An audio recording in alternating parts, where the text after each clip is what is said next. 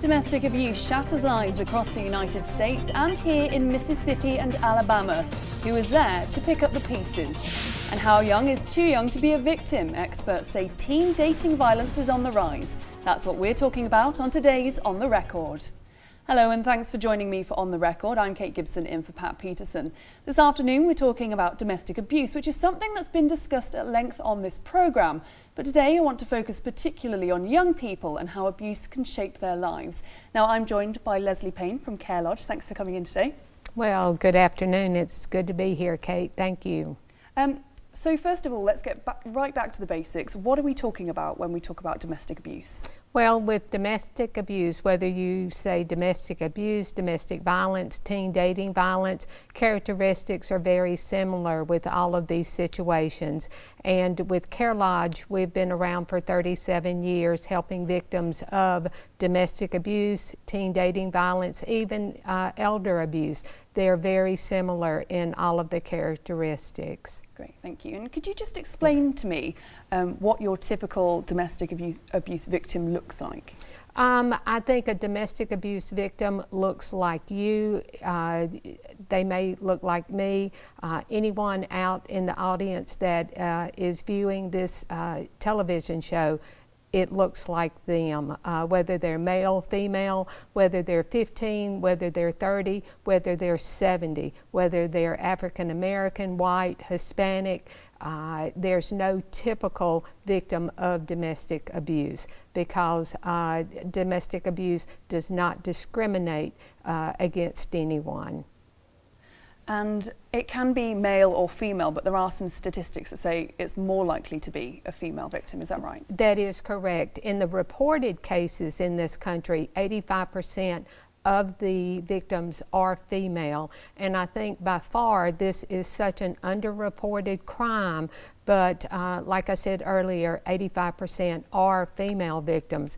When I started at Care Lodge 25 years ago, 95% of the reported cases were female victims, and that percent has dropped. So by far we're seeing more and more male cases being reported that are victims, but by far female victims are still outweighing male victims. Okay, now you're friends of the station, so we know what Care Lodge do, but for anyone who doesn't know what you do, you're not just a shelter, are you? No, we are not. You know, first and foremost, we are a domestic violence shelter, and anyone that may need help out there, they can call the 24-hour crisis line and receive immediate services from us, which is safe shelter, case management, counseling. We've got a children's program, and we provide services and advocacy to victims of domestic violence within a 9-county service area, but you do not have to come into shelter to receive services from Care Lodge. We have a public office on 23rd Avenue, and anyone can come into our office to receive services. One area that we do a lot in is with domestic abuse protection orders, and anyone can just give us a call. Everything remains confidential and everything is strictly private for our clients. And that service that you provide, as you say, legal support and advice, and advocacy is really important because it's a really daunting process, isn't it, for somebody that doesn't know where to begin? Yes, it is. When you try to navigate through the judicial system, it can be very overwhelming. And one thing when a victim is in a situation like that, there's a feeling of helplessness or a feeling of there's no hope out there. And what Care Lodge does is we come alongside of a victim and we will walk with that victim and provide support and advocacy and resources, because so many times a victim will think that they're in it by themselves and there's no other place out there. There's no one that will understand what she or he is going through, and Care Lodge is there to provide those resources, those options to help that victim to make the decisions and to offer a place of safety. As I mentioned at the beginning of the show, domestic violence is nothing new. It's something that we've talked about a lot on the show before. How much of a problem is it? I think when you look at our community and look at the violence within our community, we're no different from any other community in, within our 9 counties, within our state, and within our, within our nation. And I think when you look at the drive-by shootings, the armed robberies, those type of violent crimes, and when you look at our community and the addiction that we have to violence, I think it's certainly indicative of the domestic violence that we deal with at Care Lodge. And we see victims coming in every day, and they have that feeling of hopelessness. And with domestic violence, it's something that happens right here every day, because when you, have a crime, people don't go home to a loving, supportive environment. They go home to something that is very dysfunctional. So is it a cycle in some way? Oh, definitely. I know people have heard me speak many, many times on that cycle of violence. And once you are in that cycle of violence, your relationship is based on that power and control.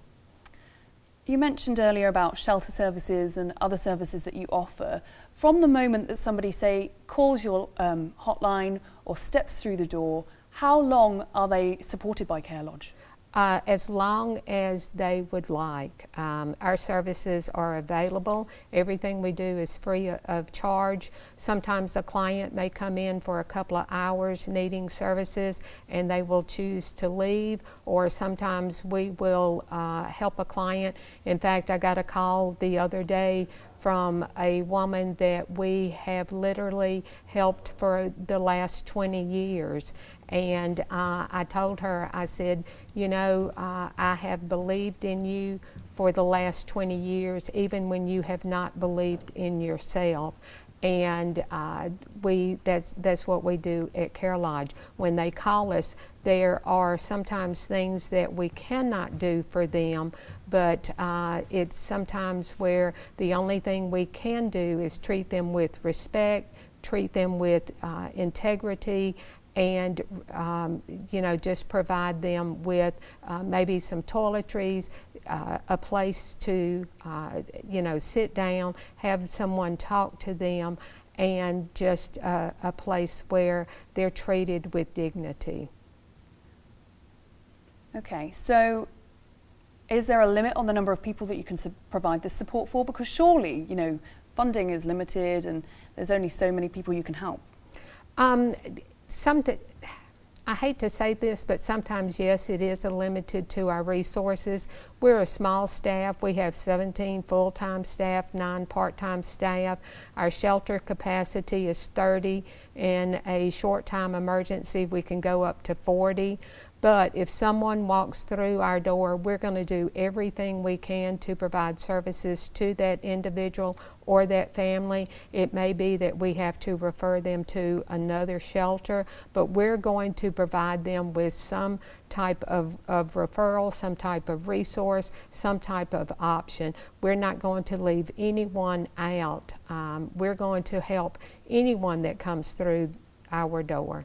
Great, thank you, Leslie. Right, we're going to take a short break now, but when we come back, we'll be speaking to Sarah Smith, who's the Community Coordinator at Care Lodge. We'll be right back.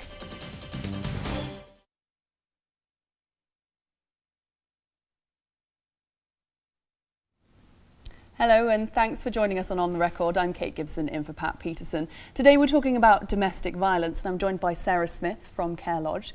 The focus today is on young people. Now, how does abuse affect young people, particularly when they grow up in a home with violence? That is very multifaceted. First of all, you have many directions that impacts a child's life. And when I say a child, I don't just mean a baby or a toddler. I'm talking about teenagers, young children that are in elementary school. They are very aware, and I think sometimes more than we believe, that what's going on in the atmosphere of their home. So you have arguments that are happening, and they're picking up on tone and inflection and voice. And it's very stressful for children. And a lot of the times they can personalize it and take it in as their fault. oh, I'm the reason for my parents arguing, or, you know, a lot of people that are co-parenting, single parents, when they're switching custody, the children are observing the way that they interact with each other, and there's just a lot of things that go on that children are having to deal with, unfortunately. And who are they going to talk to? How do they reach out? We've talked before about why people in a violent or abusive relationship might not leave, and one of the things that we've heard before is somebody saying, well, you know, we're staying together for the children, or, you know, we want our kids to grow up with a mum and a dad. Is that reason enough? I think you have to be very careful when you answer that question or ask yourself that question, because I recently ran into someone who said that they stayed together with their partner, and this was a male victim. I wanted to stay together with my wife because I was determined not to be the one person in my family that got a divorce like everybody else. I wanted to stay together and make a difference. But when you're in a toxic relationship, that is not a positive outcome. And oftentimes you can see this cycle of violence trickle down into the second generation, the children, the grandchildren, and they're growing up in an environment where they're learning these behaviors and habits. So they're having to deal with all that, and we're showing them, ideally, what a relationship is supposed to look like. But when we are displaying those warning signs and we're not having those healthy relationships like we should be modeling, then that's modeling a poor behavior. And I suppose that's one of the factors that could lead to teen dating violence, which is something that we've talked about quite some length. So how much of a problem is teen dating violence? Well, like Leslie said earlier, we have reported statistics, but when I go out and I share this information with teen audiences, I tell them that only 30% are reported at the time. So looking back, you know, you have adults that say, hey, this happened to me. I was sexually assaulted, or my partner hurt me, or they called me horrible names and made me feel like I wasn't worth anything, and that they were the only person that would ever choose to love me. They carry that with them throughout their adult years, and sometimes it takes time and space between that incident and feeling safe enough. And it's that vulnerability factor. When you feel safe and guarded and supported, then you have that disclosure statement, and people are like, well, why didn't you say anything when it was going on? Well, I was scared. I wasn't supposed to be dating. I didn't want to get in trouble. I wanted to feel loved and accepted. And there's just like adult domestic relationships that become violent, it's the same thing with teenagers. It just looks different. And I suppose there's also the concern that they're not going to be taken seriously. They're just a kid at school. Mm-hmm, you know. Absolutely. Yes, and I think that's one of the biggest factors there is, who do I tell? Who's going to believe me? Especially, I've seen a lot of circumstances where that girl or that guy that's known for behaving a certain kind of way, there's a lot of stereotypes or stigma involved, rumors, and the kids, something happens to them and they feel like no one believes them because they have this image about them in their circle of influence. So it's really hard to reach out for help. And what would you say to somebody who might be watching and thinks, I'm really concerned about my friend or my child, or even for themselves, you know, if a teen's watching this and thinking, actually, I think that there's probably something wrong with the way that I'm treated by my boyfriend, girlfriend, what would you say to them? Don't hide in the internet. The internet is not going to help you the way you need it. It provides a lot of great resources for help, but having somebody like we're sitting here together face to face in person, have a person in your life that you can disclose something to. And if it's not happening to you, be someone else's person, because that you can't take away from that face to face value of having someone there for you. And if the problems are stemming from, you know, on the internet through messages on Facebook and that kind of thing, would you say just to get off the internet? I think it brings a lot of peace of mind when you can unplug, so to speak, and collect your own thoughts without everybody telling you what you need to do and having their opinion, because we know how those Facebook feeds go or the Instagram posts. Everybody has an opinion about the way you look and the way you act, so it's a lot of negative. I think it's probably rough on kids, you know, nowadays it's hard to get away from, you know, the pressures of, you know, I guess friendships and dating and that kind of thing, because it's everywhere. It is everywhere. Social media, it records all of life. Okay, thank you, Sarah. We'll be right back in just a few moments where we'll speak to Leslie Payne again, and we'll have Sarah Smith.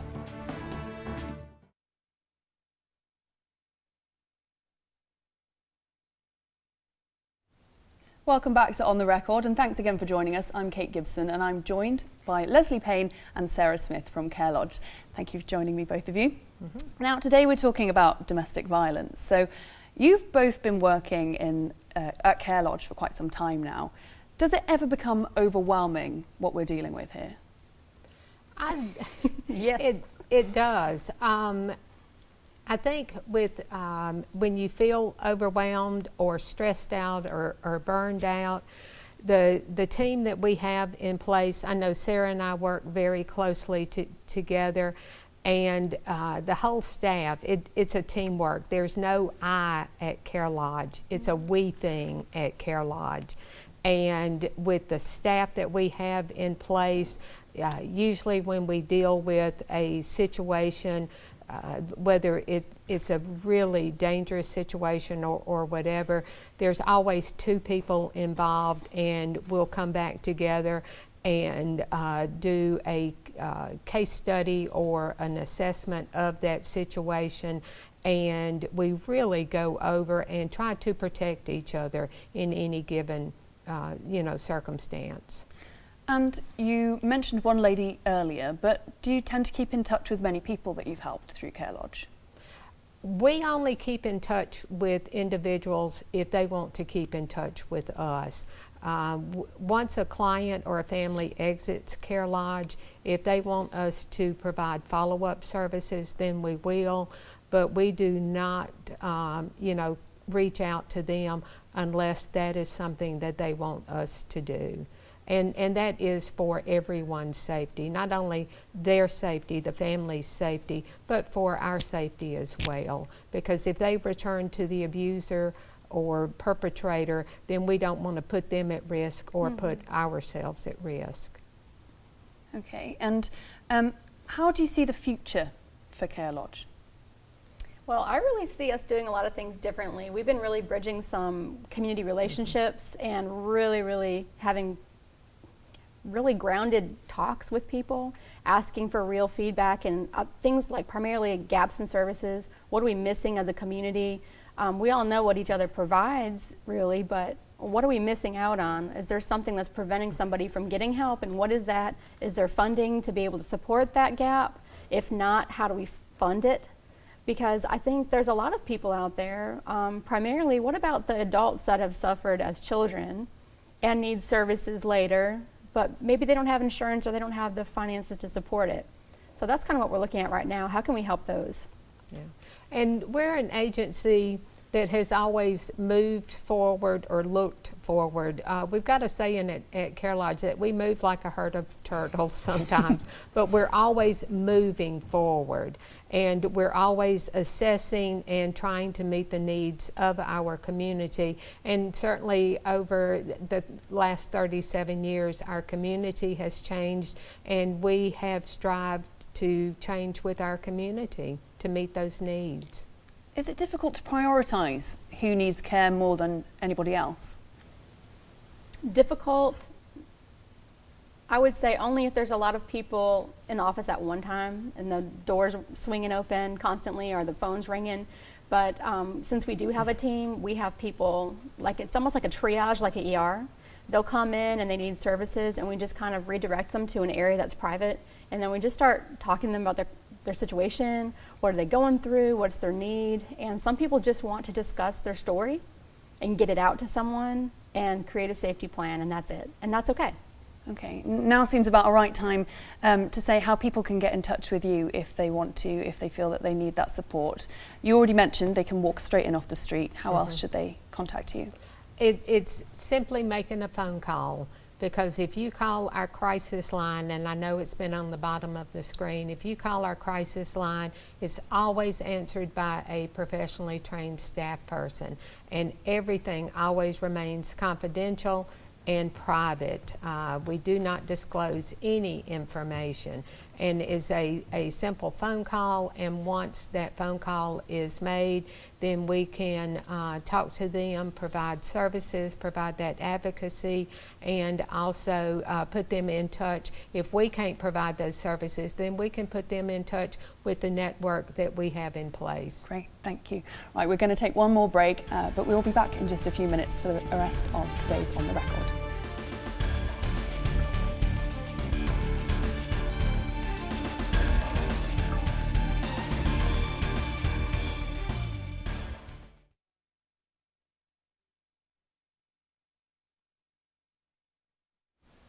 Welcome back to On the Record. I'm joined by the ladies from Care Lodge, Sarah Smith and Leslie Payne. We're talking about domestic abuse today. There is quite a lot of taboo surrounding this subject sometimes, and people might be, frightened to come forward. They might feel shame. What would you say about that? I would say that it is not an easy barrier to overcome, especially with cultural barriers. We have a lot of different types of people that make up Meridian. And it's more than just Caucasian and African American. And I think people need to realize that. We have cultures that are represented here in Meridian and really East Mississippi, West Alabama, that if they were in an abusive relationship, maybe they were married or engaged to be married, and then they broke off the engagement, their family will actually disown them. So they may not even be from this area and feel like they have absolutely no one that they can disclose what's going on to. And it's a very scary thing to feel alone and isolated, especially when you're not really sure where to go and where to turn to. So for those people, I would say, please tell somebody, tell a coworker, tell your boss. There is hope, there is support there for you, but don't be afraid to reach out for it. Mm-hmm. And Leslie, you mentioned before that somebody might, almost blame themselves, but, they shouldn't. Yes, if you're in a relationship like Sarah was talking about, they need to know that they are not responsible for someone else's behavior, that they don't need to feel responsible, that it's not their fault.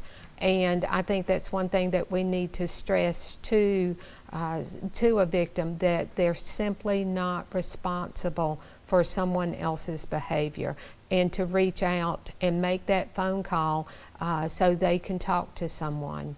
Right, we're just about to wrap up the show, but just lastly, what would you say to anybody who's worried about a friend or a family member or someone they work with, if they think, actually, I feel like this person could do with some support? Well, we actually provide support for those third-party individuals as well.